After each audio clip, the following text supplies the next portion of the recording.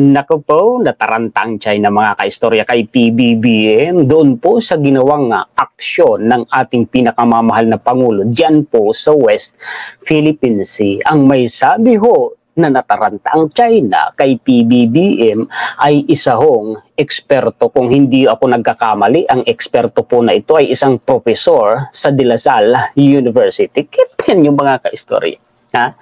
Yan ang weak leader, sana all weak leader na lang. Ano mga kaistorya, tingnan nyo kung sino pa po yung kinukot siya na sinasabi nilang weak leader, ay yun pa po yung matapang, nakikipagdikdikan, yun pa po yung may balls, na ipagtanggol ang ating teritoryo dyan sa West Philippine Sea. Sana all weak leader na lang para hindi tayo naaagawan ng teritoryo. Eto pa, yung hinihintay ng mga antay, at kanila pong pinangbabatikos, nawala naman daw pong nakakasuhan ng mga smugglers. Puro na lang investigasyon. Eto na, kinasuhan na po ng PBBM administration ang mga smugglers. Magsimula po tayo sa atin pong discussion ngayong araw mga kaistorya. Palakihin ko muna po ito. Ang sabi po dito, 13 hours ago, ito so updated ito mga kaistorya. Presidential Communication Office. President Ferdinand R. Marcos Jr. has sent a strong message to the Chinese government when he ordered the Philippine Coast Guard to cut the floating 300-meter buoys placed by the China Coast Guard on Scarborough Shoal, according to De La Salle International Studies Professor Renato De Castro. Si PBBM ho ang nag-utos kasi niyan mga kaistorya na tanggalin niyang boya na yan. Nako, kung pro-China ang administrasyon, iuutos kaya na tanggalin yan. Mga kaistorya. Ngayon, may bumabati ko may nag-comment magpakita daw ng resibo. Kasi wala naman daw pinakita mga kaistorya na ikinarga yung lambat na barricade ng China. Wala naman daw pinakita na ikinarga sa bangka po o sa vessel po ng Philippine Coast Guard. Ganito kasi, napanood ko kasi mga kaistorya sa isang hearing po sa Senate, itinanong po yan ni Senator Bato de la Rosa. Ang sabi po mga kaistorya, hindi nga talaga kinuha yung buo, yung lahat po ng lambat na yun na barrier. Hindi. Kinuha lang po yung pinakapabigat niya, yung kanya pong angkla. Kasi po yung angkla po niya mga kaistorya ang nagsisilbi kumbaga kanyang poste para manatili sa pwesto yung lambat na yun o barrier po na yun. So pinutol po ng Philippine Coast Guard, may pinakita naman na diver na kinakat pinutol Tapos ngayon, kinuha po yung angkla, yung pabigat. Yun po mga kaistorya ang dinala ng ating Philippine Coast Guard. So itinatama natin yung balita. Yun po ang dinala ng Philippine Coast Guard, kinuha bilang ebidensya. Ngayon, natural, naiwang lulutang-lutang doon yung lambat. Yun naman po yung kinuha ng Chinese Coast Guard. So, eto na ngayon, mga kaistorya, pagkatapos ng eksena, nagpalabas agad ng statement si China. Doon po sa kanilang mga statement, mararamdaman mo, makikita mo na sila ay natataranta. Isang uri lamang po ng alibay yung ginagamit po nila. Mga kaistorya, yun po ay parte po ng psychological warfare na bahagi po ng art of war na inintroduce po ng isang mataas na opisyal po ng military noon sa ancient times po ng China. Yan po mga kaistorya, si Sun Tzu. Yun po ay siya po yung author po mga kaistorya nung tinatawag po na art of war. Yan pong nakikita po ninyo. Okay, tuloy tayo dun sa talakayan. Punta na po tayo dito sa mismong news article po ng Presidential Communication Office news release. PBBM's decisive action on WPS sends a strong message to Chinese government, says international studies professor. Yun umanong isang magaling na desididong aksyon ni PBBM ay nagbigay umano ng isang malaking mensahe sa gobyerno ng China. Yan ang sinabi mga kaistorya ng isang international studies professor na kung hindi po ako nagkakamali, si Professor De Castro ang binabanggit po nila. Basahin po natin tapos ipaliwanag. President Ferdinand R. Marcos Jr. has sent a strong message to the Chinese government when he ordered the Philippine Coast Guard to cut the floating 300-meter buoys placed by the China Coast Guard in Scarborough Shoal, according to the La Salle International Studies professor Renato de Castro. In a weekly news forum, de Castro stressed that the decisive action of President Marcos was telling the Chinese government about his strong political will, malakas na political will ni PBBM to ensure food security. Food security kasi po isa sa pinagkukunan po nating pagkain, yamang dagat, West Philippine Sea, for the Filipino people, especially for fishermen, in his independent foreign policy which sent a chilling effect to China. Ito po. Ano ba yung pinapahiwatig natin lalo na sa ating foreign policy? Unang-una, pinapakita dito yung decisiveness ng ating presidente na in a matter of few hours, ilang oras lang po kasi, pinalabas po ni PBBM yung utos po niya. Nung nakita po ng PCG, nilatagan po ng BIFAR na nilatagan po mga kaistorya ng China, ng barrier na net. Yun pong Scarborough Shoal. Pinarating kay PBBM yung impormasyon. Ilang oras lang ang nakalipas. Naroon na. Inilabas na yung utos po ni PBBM na tanggalin. He made a decision despite of course the possibility that he would have an adverse reaction from the Chinese Coast Guard, de Castro said. Alam ni PBBM yun, mga kaistorya, na posibleng hindi magustuhan ng China kung tatanggalin po yun ng gobyerno natin. Posibleng magalit ang China. Pero ang tanong, nagpatigatig pa si PBBM? Nagpasindak ba sa China? Hindi. Hindi po kasi sabi po mga ka-stress sa mga balita, ito dati na itong ginagawa ng China. Na pag nakikita nila na marami, yung grupo ng mga Filipino fishermen po doon sa Scarborough Shoal, ang ginagawa ng China, nilalatagan nila ng barrier na net. So meaning, noon pa nila ginagawa yan. Matagal na nilang ginagawa yan. Ang tanong, noon ba, pinatatanggal ba ng gobyerno natin? Ngayon po, sa administrasyon po ni PBBM, pinatanggal niya, hindi po siya nagpasindak. Okay, ituloy po natin. Pangalawa, dito, yung importansya na binibigay ng ating gobyerno sa ating food security. Madaming nawawalan ng trabaho sa Zambales. Totoo yun. Umaaray po. Nananaghoy po ang mga mangingisda sa Zambales.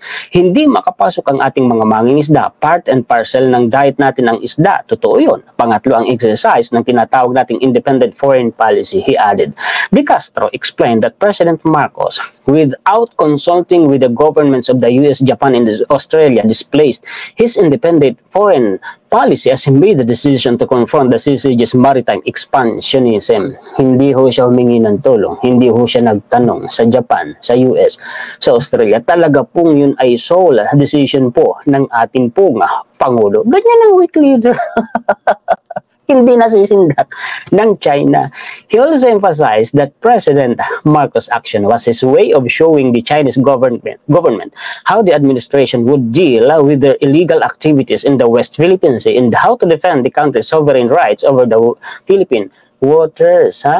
Pinapakita lang ni PBBM sa China na hindi po siya magpapasindak sa mga ginagawang pambubuli po ng China. Pananago, pagpapalawak ni China. Hindi, layo-layo na dyan ng China, mga kaistorya Nakahanda umano si PBBM, yun ang pinapakita niya sa China, ang kanyang administrasyon na ipaglaban ang ating sovereign rights sa atin pong Philippine waters dyan sa West Philippine Sea. Ano ba yung sovereign rights? Yan po ay eksklusibong pagpapakinabang po natin sa mga yamang dagat po na sakop po ng atin pong exclusive economic zone. Ituloy po natin. Basahin natin dito sa ibaba. President Marcos is also implementing the July 12, 2016 ruling. Yan po yung H ruling, arbitral ruling, na naipanalo nga po natin yung Scarborough Shoal laban sa China sa UNCLOS, which is stated that the Scarborough Shoal is a traditional fishing ground, which means that everyone should have access to the area, including China and nearby countries. Ang kaso nga po, pinagbabawalan tayo ni China, isakop ng exclusive economic zone po natin. The professor believes that China can expect more decisive action from President Marcos as he emphasized that the administration will not stand by idly if the CCG continues with its maritime expansion in the Philippine waters. Ha? Kasi, kumbaga, expected na daw ni China na hindi lang yon ang magiging desisyon ni PBBM. Hindi tatanghod lang si PBBM at manonood. Alam yun ni China. Citing the recent response of President Marcos as far as maritime issues in the West Philippines are concerned, De Castro said that China was caught in surprise, which is evident in the statement it released to the public. Totoo yun, na sorpresa, na bigla dun si China, nagulat sila. Akala nila hindi papalag ang gobyerno natin. Pumalag. Ito ngayon. Nataranta sila. He said, the CCG has also designated a spokesperson similar to a PCG spokesman for the West Philippines, si Commodore J. Tariela. O, kita nyo? Dahil sa ginawa po ni PBBM, mga kaistorya, nag-designate po ng spokesperson ang China, nakagaya po ng designation po ni PCG spokesman for the West Philippines, si Commodore J. Tariela. Sa ngayon, ito na kaya nga po yung title natin at thumbnail, nataranta si China Kasi professor po ang may sabi, eksperto po ang may sabi. Sa ngayon, medyo natataranta sila. Based doon sa mga pronouncement nila. Nagulat sila doon sa desisyon ng ating presidente. They never expect us to push back. So ngayon, ang ginagawa ng gobyerno ng China is trying to assure their public that they are still on top of the situation. De Castro said, kaya pala mga kaistorya, nagbibitaw ng mga ganong statement si China. Ginagamit nila yung psychological warfare. Para siguraduhin sa kanilang mga mamamayan na sila pa rin ang nananalo sa usapin dyan sa West Philippines at tayo ay diyado. Binubula nila mga mamamayan po nila. Tuloy, tingnan na lang natin kung ano ang next step na gagawin nila. He added, De Castro stressed that the decisive action of President Marcos in dealing with the CCG and the West Philippine Sea are welcome development for the Filipino people, especially for the affected fishermen as they are now allowed to fish in the Philippine waters. Ito pa, tingnan nyo palakihin ko. PBBM, Defense of West Philippine Sea for Filipino fishermen, territorial rights. Ipinagtatanggol ni PBBM ang West Philippine Sea para sa kapakanan ng mga mangingisdang Filipino. Territorial rights natin. Tuloy po natin. President Ferdinand R. Marcos Jr. stood firm on Friday that the Philippines is leaning away from any form of conflict on issues hounding the West Philippines, but emphasized that the government has to stand firm on its defense to protect the welfare of the fishermen in the country's territorial rights. Di naman kasi tayo naghahanap ng away. Ilang beses ko na rin yung sinabi.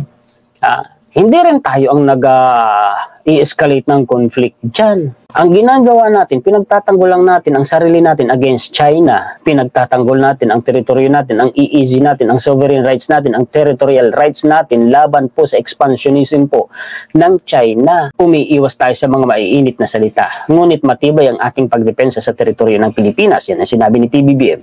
President Marcos said in an interview at the sidelines of the rice distribution event held in Dapa, Surigao del Norte.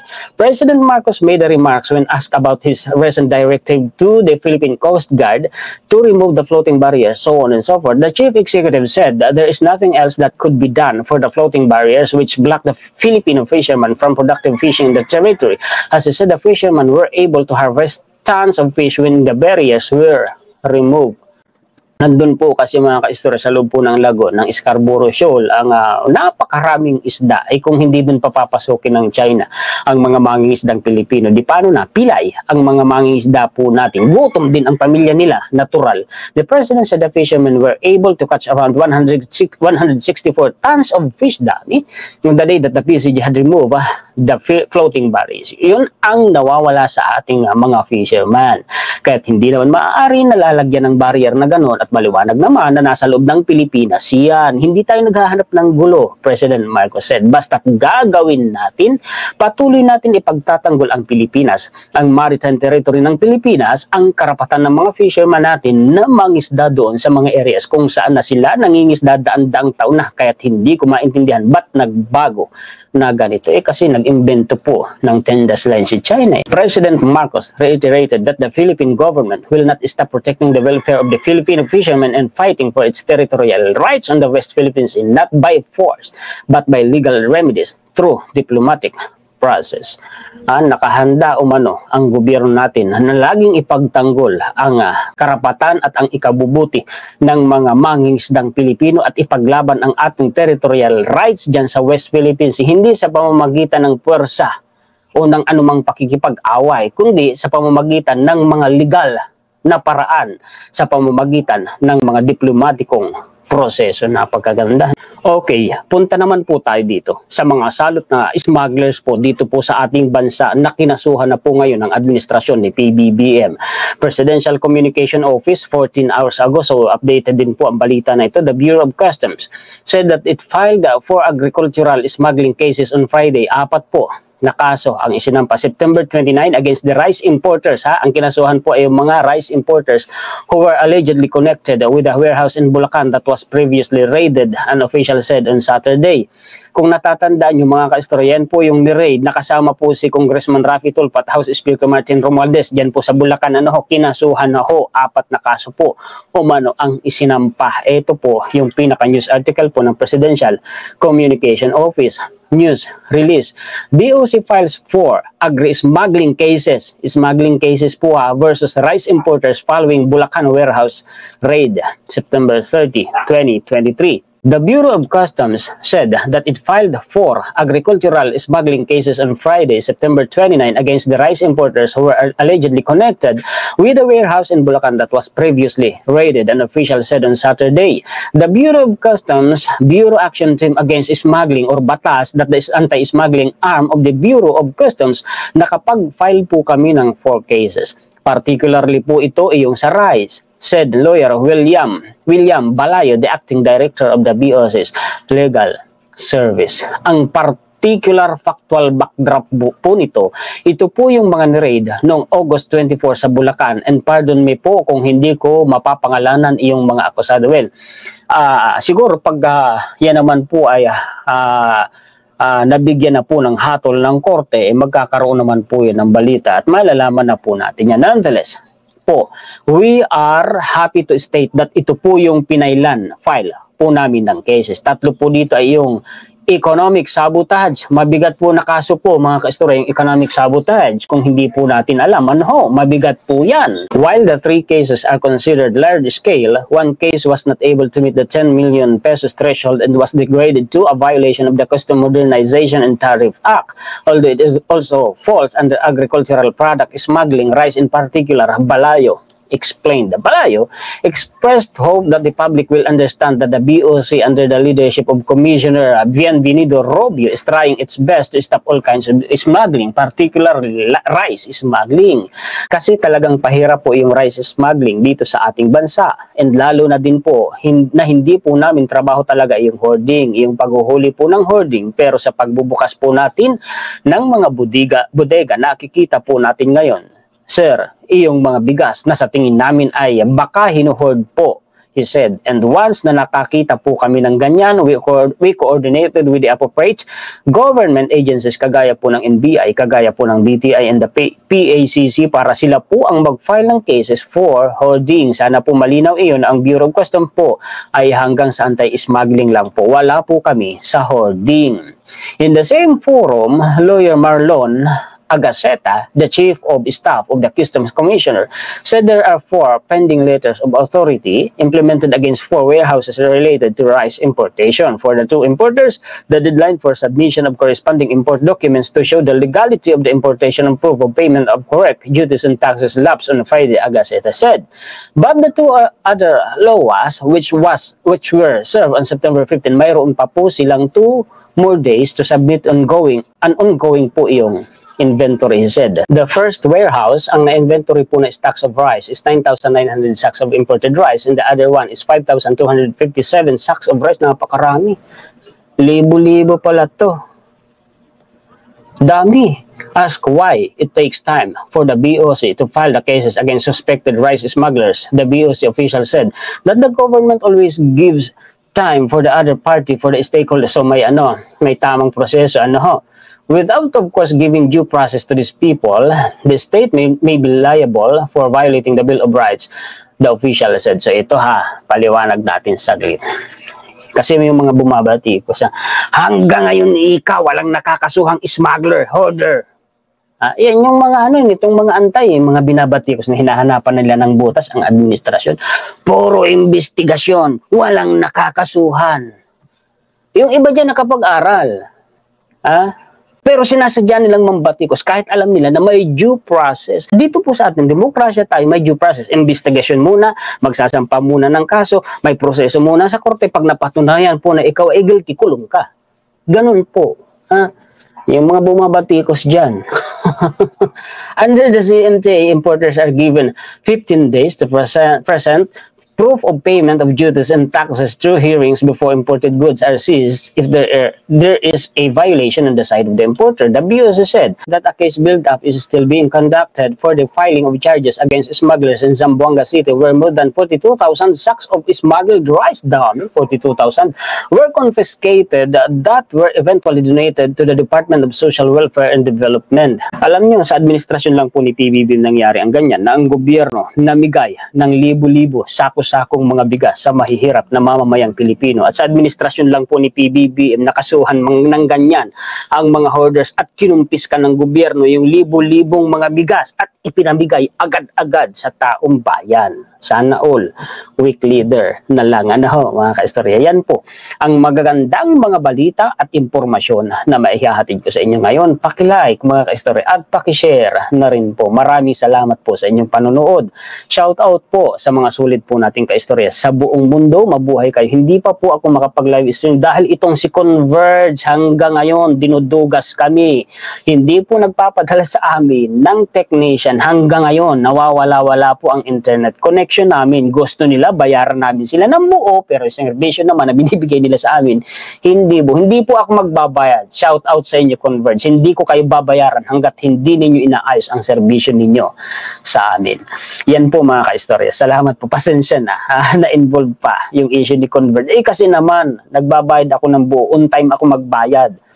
Magtatatlong linggo na kami na walang maayos na internet connection. Mga kaistorya. Salamat po sa inyong panonood. Ako po si Juan Historiador, ang taga-kwento ng totoong istorya ng kasaysayan na nagmamalasakit sa kapwa ko Pilipino at nagmamahal sa bayang ito, ang bansang Pilipinas.